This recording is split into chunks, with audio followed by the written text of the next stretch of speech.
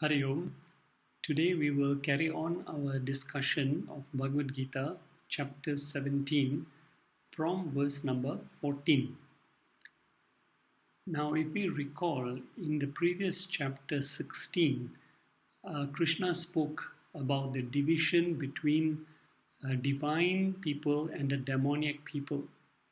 Divine people are those who have more sattvic qualities, and demoniac people are those who have more rajasic and tamasic qualities.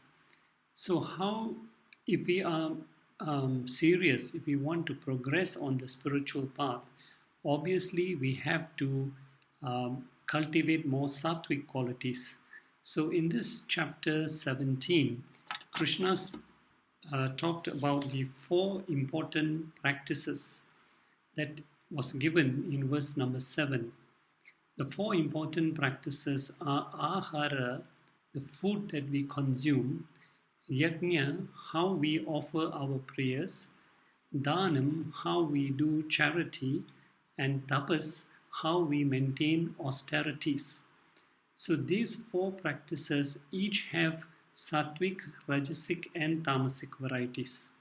So therefore, if we want to become more sattvic in nature, we should therefore follow more of the sattvic variety. That means consume foods that are sattvic, offer our prayers, yajna, in the sattvic way, do charity in the sattvic way, dhanam, and maintain austerity or tapas in the sattvic way. And we should, of course, minimize the rajasic practices and totally avoid the tamasic nature. So in the last two lessons, we have seen ahara. What is sattvic food? Krishna talked about sattvic food in verse number 8, rajasic food in verse number 9, and tamasic food in verse number 10. And we also can know from our nature, are we sattvic, rajasic or tamasic, depend on the type of foods we are attracted to. So if we are rajasic, we can see from verse number 9 what type of foods we are attracted to, and we should slowly try to minimize consumption of such rajasic foods as mentioned in verse 9, and also of course avoid tamasic foods as mentioned in verse 10, and consume more of sattvic nature type of foods. Then we also looked at yajna, or how a sattvic person, a rajasic person and a tamasic person perform their rituals and prayers. So Krishna in verse number 11 spoke about sattvic yajna, verse number 12 rajasic yajna, and verse number 13 tamasic yajna. So from today's verse 14, Krishna will speak about the third topic, which is called tapas. So what is tapas? Tapas, Krishna will speak about from verse 14 to 19. And tapas basically just does not mean, of course, tapas translated is austerity, but tapas just does not mean fasting. It is one kind of tapas. A broad description of tapas is willful self-denial to gain mastery over the body, mind, and senses. Whereas many others live as a slave to their body, mind, and senses. And this topic of tapas is Krishna divides into two parts. First is, which is the instrument we need to practice the different types of tapas.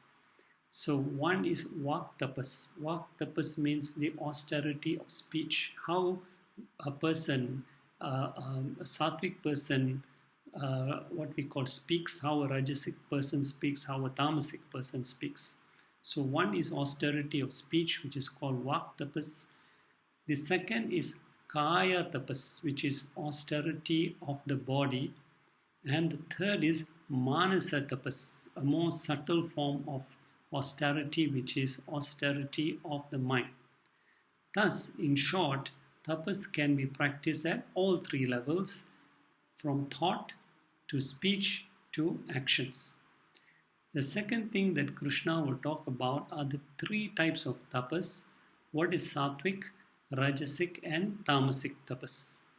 So first of all, let us look at verse number 14, chapter 17, where Krishna speaks about kaya tapas or austerity of the body. What does it mean? How to purify the body? He defines austerity of the body.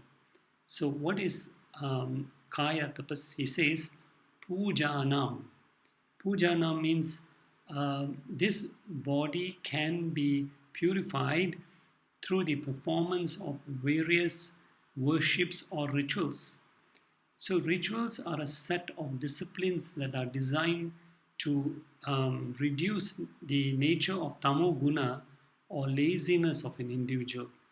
Going to temples, going on pilgrimages, offering prayers or performing sacrifice like yajna, the fire sacrifice, they are all useful to motivate people who are lazy, so who are not prone to action. Rituals and prayers push a person to action. Using the body for prayers, rituals is a form of tapas. It brings about discipline of the body and also purifies the body.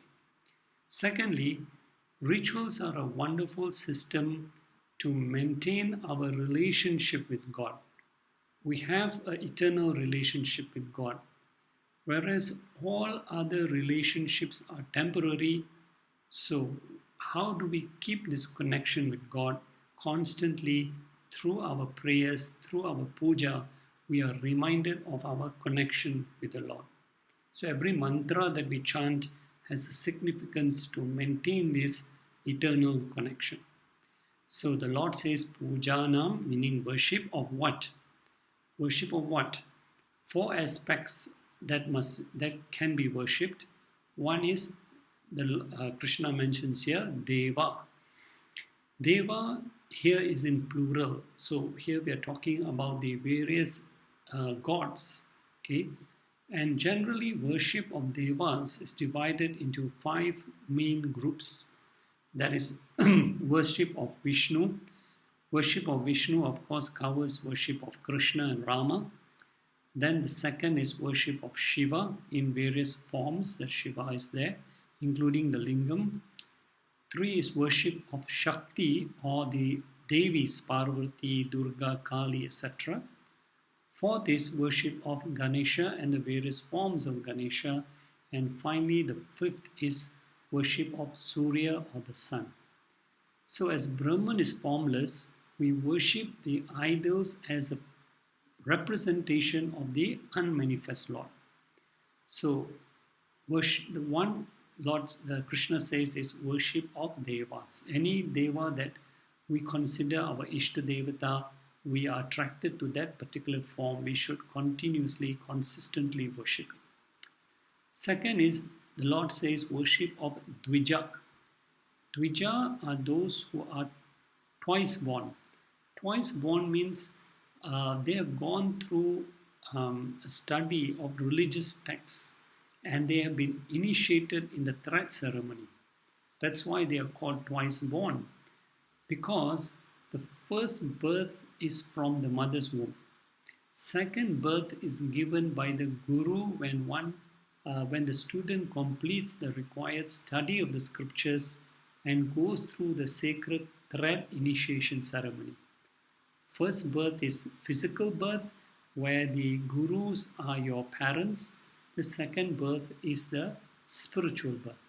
So prayer, or when we surrender or we bow down to this, what we call the Dvijas, the twice born, is also another method of purifying the body. The third is, here the Lord talks about, first was Deva, second is Dvija, third is Prajna. So Prajna means one who has got Brahma Vidya, who is the Jnani, who has attained the state of liberation while living. And this is different from Dvija, who has just gone to a Gurukul and attained the knowledge, but is not yet a Brahmajnani. So therefore, worship of these 3, Deva, Dvija and Prajna. Deva, Dvija, Guru. So Guru also is mentioned. Guru here means any teacher, which can be the father, can be the mother, any worldly teacher. Even when we go to school, we receive the knowledge from the teachers to the worldly knowledge. These gurus also should be worshipped. So these are the four types of people who should be worshipped, and they purify our body by worshipping them. What else is considered as kaya, what you call austerity of the body? The next thing that Lord talks about is saucham, which means purity. Maintaining the cleanliness of the physical body is very important. Wearing clean clothes and keeping our environment also clean. The next austerity is of the body is arjavam, that is straightforwardness. So all the physical actions that I do must be in accordance with dharma. I must align my actions to my thoughts and words. What I promise I must fulfill. We must practice good habits like punctuality, using this body to do seva to help others. Next quality is called brahmacharyam. Directly translated, it means celibacy, but as a brahmachari student, what it actually means is not using this body and wasting it in the pursuit of sensual pleasures, but we should direct the energies of the body to lead a dharmic life, use this body to attain knowledge, to go to the right places, to go to temples, to attend spiritual talks, to lead a disciplined life. So discipline this body, lead a disciplined life. So that is what it really means. Brahmacharya just doesn't mean celibacy, but conserving or disciplining this body and using the energies in a right way, in a right manner, in accordance with dharma. Next is ahimsa, non-violence at the physical level. We should not use this body to cause hurt or injury, physical hurt or injury to others, but use this body instead to help others. So the Lord concludes by saying all such practices are uchyate, are spoken of. These practices here, as he has mentioned in verse 14, the Lord says, all these are uchyate, they are to be known as tapa, austerity of sariram. Uchyate tapa sariram of the body. These are all considered as austerities of the body. Then we come to verse number 15. In this verse, Krishna describes what is vak tapas, austerity of speech, which is basically verbal discipline. And speech is one of the 5 organs of action. They fall under the group called karmendriyas: hands, legs, speech, organ of reproduction, organ of excretion. So all the other 4 can be categorized under sariram tapas, that is physical austerities. And although speech is part of the body, yet Krishna singles this out as a very important role in our spiritual life. So the power of speech actually distinguishes a human being from all other forms of life, because speech is one of the what we call the very qualities of a human being. Okay, so animals possess all the other organs. Animals have hands, feet, etc. But speech is something which is very exclusive to humans, and therefore we should understand how to use this power of speech in the right way. Okay, and speech again has been granted to human beings for the purpose of reciting mantras, verses of the scriptures, etc. And in this power of speech, we can imagine was so powerful that Krishna was able to convey the very important message of the Bhagavad Gita through a dialogue with Arjuna. And it is through the organ of speech that knowledge has been kept alive and passed down from generation to generation for thousands of years. So the austerity of speech is very important. What is exactly austerity of speech? Krishna defines here in verse number 15. The first is, the Lord says, austerity of speech is anudvega karam, which means that Our speech should not cause pain to others. We all know that words are so powerful that they can hurt others, they can demean others, they can bring down a person. So it is a form of verbal violence using harsh words, sarcastic remarks, insulting words. They are all forms of verbal violence, and sometimes verbal violence can be more damaging than physical violence because it scars the mind, whereas physical violence scars the body and the scars can heal, but the verbal scars stay on with people for years and years to come. So, uh, therefore, the Lord says uh, one must watch the speech in terms of anudvekaram, which should not cause any pain or hurt to others. Now, some people may say, if I only use sweet and kind words, then people take advantage of me. So I have no choice but to be harsh. To this, the scriptures say, first use all forms of non-violent verbal words. And only if that doesn't work, then use the harsh words. Secondly, when using harsh words, never harbor hatred towards the person or persons. Anger should not overpower me. I should know how to handle that anger and yet sound forceful. Next quality of austerity of speech, Lord mentions as satyam, which means truth. So, speaking truthful words, it means to align our personality with the mind. Because not only should the mind cultivate good thoughts, pure thoughts, but that should also manifest at the speech level. If my mind is pure, then my speech should be harmonized with the mind. So it is also, therefore, speaking the truth is, in fact, one of the most difficult things, because many times we do speak lies to get out of a situation. But if the person sticks to the path of truth, that is a very important aspect of this austerity of speech. It is the hallmark of great saints and sages. Next is, Krishna says, the speech must be pleasant. So if we are going to speak the truth and it is going to hurt someone, because sometimes we have to speak the truth and we know that these words are going to hurt someone. So can we put it in a more pleasant way, in a more diplomatic way also? So pleasant speeches, we must not use any foul or abusive language, speak softly. And even if you have to tell the truth when it needs to be told, you can put it in a very pleasant way also. Finally, the next thing we should ask ourselves, if what I'm about to say is true, if I can put it in a pleasant way also, the next thing I have to ask myself, is it hitam?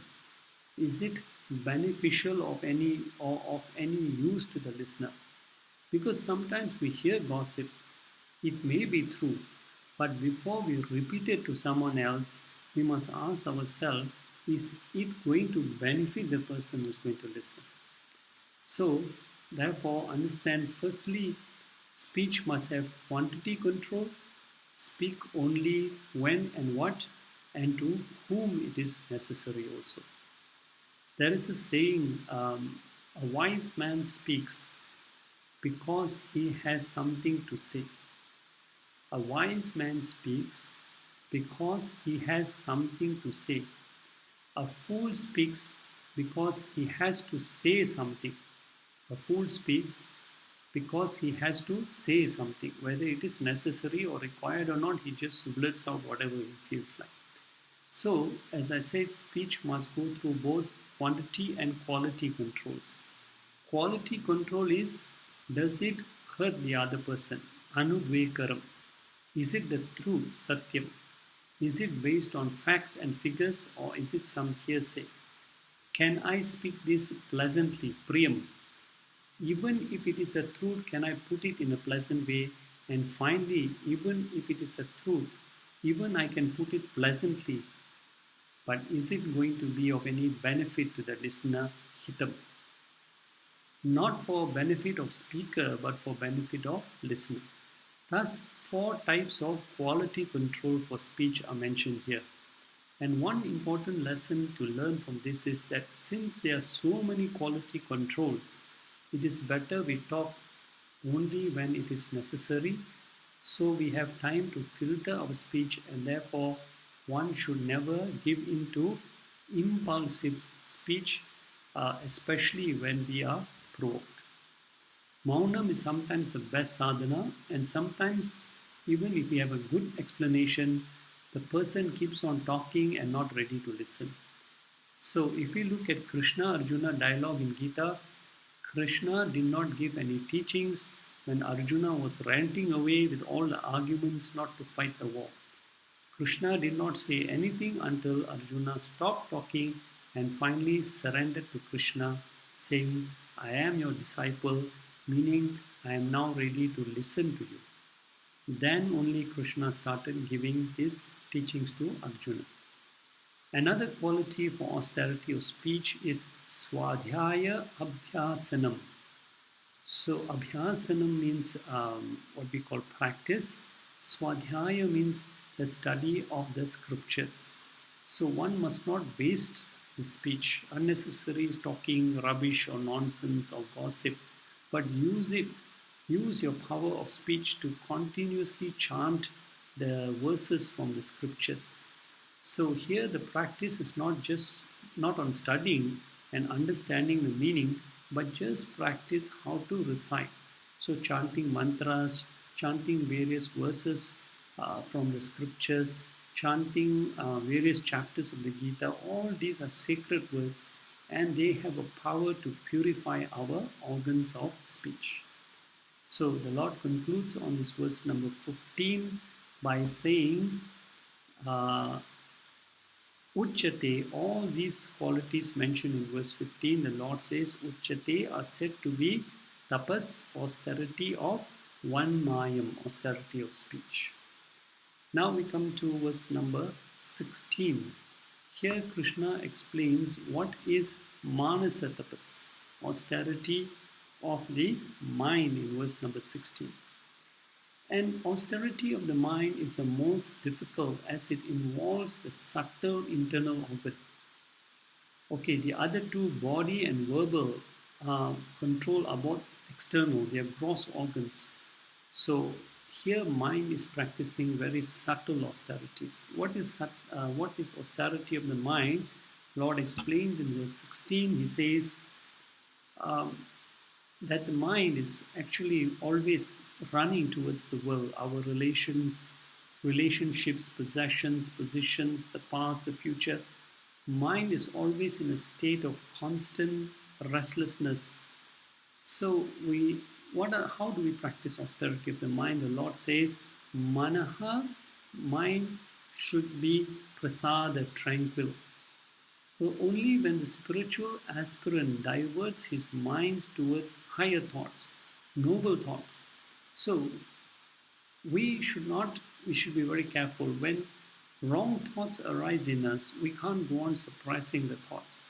Yet when wrong thoughts arise in us, we should not just go on expressing these thoughts into action.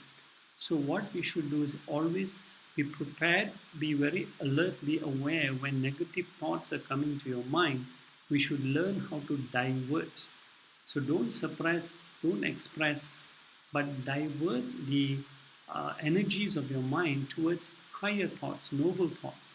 So that's why constantly engage the mind in meditation, in prayers, study of the scriptures, and listening to spiritual talks also.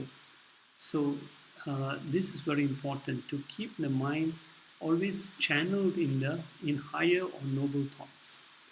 So this is very important, to be very alert also when the mind is drifting to the past and to the future. We have to ensure that we constantly are alert and keep the mind focused on positive things and current situations. Next is Saumyatvam, which is gentleness. So we should always cultivate love, compassion, loving thoughts, compassionate thoughts for the world.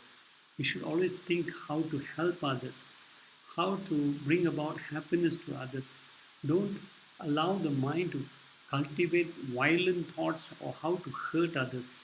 So always cultivate gentleness, beautiful, calm, forgiving, compassionate thoughts in your mind. Don't allow unhealthy thoughts to come to the mind. Next is maunam, which is silence, meaning keep time aside daily to practice few moments of silence. Just being the observer of your mind, don't get carried away. Just observe, watch your thoughts, and don't get involved. It might be difficult in the beginning, but when we practice this daily, you will soon be able to be the observer, and slowly the mind will be silenced. Therefore, if you look at the word Muni, we give the name Muni to a realized person. We say he's a Muni. But Muni is given to one who has Maunam, who has silenced the mind. So the purpose of all such mental sadhanas given in this verse is to control the restlessness of the mind, basically being very alert, being very aware of the thoughts that are running in your mind. So one gains a mastery over the mind, one conserves mental energy by avoiding unnecessary worrying, unnecessary preoccupation on mundane matters. And once we conserve the energies of the mind, then we can direct it towards more healthy and noble pursuits. So the Lord mentions this as Atma Vinigraha. Here the word Atma, which is in the second line of the Sanskrit text, Atma does not mean the soul. Atma here means the mind. And Nigraha means control. When the word V is added as a prefix to Nigraha, means total control over the mind. So all these practices, Lord says, bring about total control of the mind and austerity of the mind. The Lord says is described as Bhava Samsuddhi. So Bhava, again the word heart here means mind, which is Samsuddhi, which is purified. So by practicing these austerities, by being very conscious about the mind, directing the mind to higher noble thoughts, brings about control of the mind and brings about purity of the mind. So the Lord says, iti etat, these type of qualities, uchate, are called as or are known as tapaha manasa, as the austerity of the mind. So let us look at now verse number 17 now. So in verse number 17, the next three verses, the Lord will describe or divide tapas into three types based on our gunas. There is sattvic tapas, rajasic tapas and tamasic tapas. So tapas not necessarily is good if we practice it in the rajasic or tamasic way. Tapas, austerity, should be practiced in the sattvic way. So the Lord says in verse 17, He says, Tat, that, trivida, threefold. There are three types of tapa. Tat, trividham tapas. Taptam is undertaken with the following qualities. So that type of tapas, now the Lord is describing what is sattvic tapas. So He is saying tat, that, trivida, threefold tapas, taptam, which is undertaken with the following qualities. What are the following qualities? Shraddhaya, full of faith. So we must have full faith now that we know what is sattvic tapas. What is the sattvic tapas of the mind, sattvic tapas of the body, sattvic tapas of speech. We must have full faith that if we practice it, it will definitely purify us, purify the body, mind and speech, and it will progress us on the spiritual path. So first very important quality of sattvic tapas is we must have shraddhaya, faith, which is not a weak type of faith, fleeting faith, but paraya shraddhaya, supreme faith. There should be no shred of doubt in the spiritual seeker about the efficacy and the value of practicing or leading a life of austerity. We must have strong, firm belief in it. So the seeker should have great reverence for the scriptures and absolute faith in the words of the scriptures that all these austerities will definitely benefit me on the spiritual path. Second is, all these austerities must be practiced for spiritual and not material benefits. So the aim of the seeker is to attain the divine goal and not for attaining more material gains. So the Lord says, Sattvic tapas is that which is practiced without any akankshibir, any hankering or expectations of aphala, of fruits. So we should not harbor that by practicing all these austerities, I will progress materially, I will get a promotion, my business will be more successful. The purpose is to perform it to elevate ourselves spiritually. Purpose of all these tapas that we understand is to elevate ourselves also. So it is for spiritual upliftment. And these prayers, these whatever tapas, austerities we perform either through prayers or through what we call maintaining different disciplines, they are all to be practiced yuktehe. The word yuktehe means wholeheartedly, dedicatedly, with full commitment. The mind must be what you call discipline and under your full commitment. And many people abandon the spiritual path when they face adverse situations. So we have to be very careful. There will be adverse situations even when we are practicing this sattvic tapas, but we should be very dedicated and committed and never give up that path of tapas. Such a kind of tapas, Lord says, which is sattvic tapas, which is practice austerity of the body, mind and speech, is undertaken by Narahe people. Uchate is said to be sattvikam. So when we practice austerity of the mind, the body and the speech with these qualities as mentioned in verse number 17, Lord says that is called sattvic tapas. So when we resume in the next class, we will take up what is rajasic tapas and what is tamasic tapas. Hari Om Tat Sat.